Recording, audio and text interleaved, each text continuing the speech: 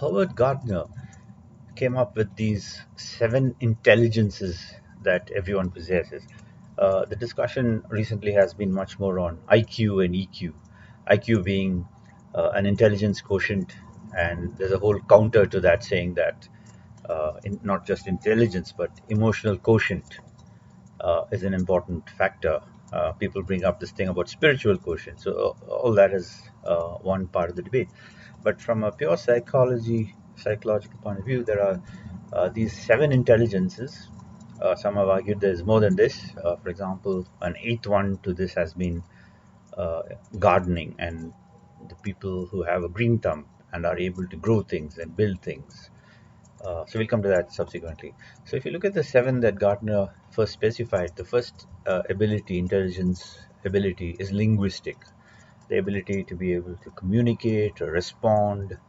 Uh, of course, we're doing all this in English, but it can happen in any language: French, German, Hindi, Tamil, Korean, Japanese, any language. So you have the linguistic ability to communicate, uh, to also use visual and other communications games such as Scrabble or Pictionary. So those also would come into your ability to communicate broadly in words, but it could be uh, with visual messaging as well. The second is logical math and mathematics. They say that if you're not able to quantify something, you don't know anything about it. That's a Six Sigma principle. So being able to define anything in logical mathematical symbols is very important. So uh, this how is E equal to MC squared? If you can comprehend that, what is the basis for that? So a lot of algorithms and ability to understand those is very important and an aspect of your intelligence. The next ability is spatial. Okay, the ability to process continuous information in three dimensions.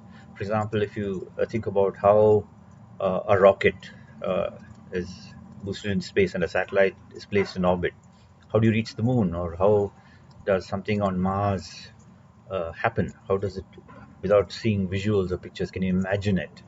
So the ability to imagine and visualize something in your mind is the spatial ability. A fourth ability, music is recognized as a unique way of communication with lyrics and words and music. And for example, anecdotally, Mozart was able to visualize an entire performance, a symphonic work, even before he started on it. So the ability to comprehend music as a large, wide network of things that happen together over time is an ability.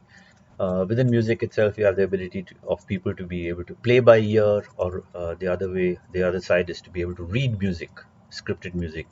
It's almost like reading a book for one set of musicians. The other half of musicians can play by ear. So musical is an ability. Music as an ability is recognized.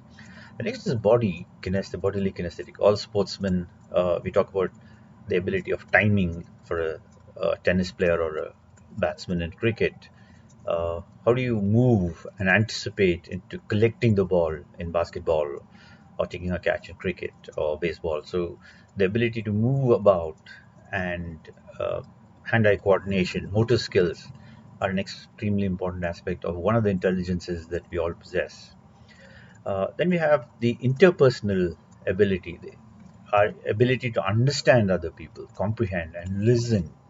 And teachers and salespersons do that. Be able to connect, empathize. So understanding the other person and you're able to make a connection is the ability to do so is interpersonal skills. The seventh in this list is intrapersonal, of a self-understanding, comprehension, cognition. Uh, what are your strengths and weaknesses? Your own comprehension of where you stand. Uh, Self-understanding is extremely important. So this is the seventh intelligence that's recognized. Now it's interesting that you could also do this is a sigma of all your intelligences. Okay, it could be an IQ, EQ, SQ, you call it what you want, but it's a pie. If you can make a pie diagram of all of these seven and broadly say you divide it by seven, and each of them are sort of equal in you, but it does not work that way. You have different. Each person has different abilities. They focus on that, And if you focus on what is good for you and what you're strong at and which is acceptable, and others seek that in you, this can lead to commercial success, non-commercial success, acceptance. So understanding your own intelligences for each of this is important. You can actually assess and test for all of this, both online, and if you want, you can get in touch with me as well. So we would be able to help you identify some of these strengths that you have and build on that. And if there are weaknesses or some gaps, you can work on that as well. But maybe you want to play that down a bit and really focus on your strengths for your own success.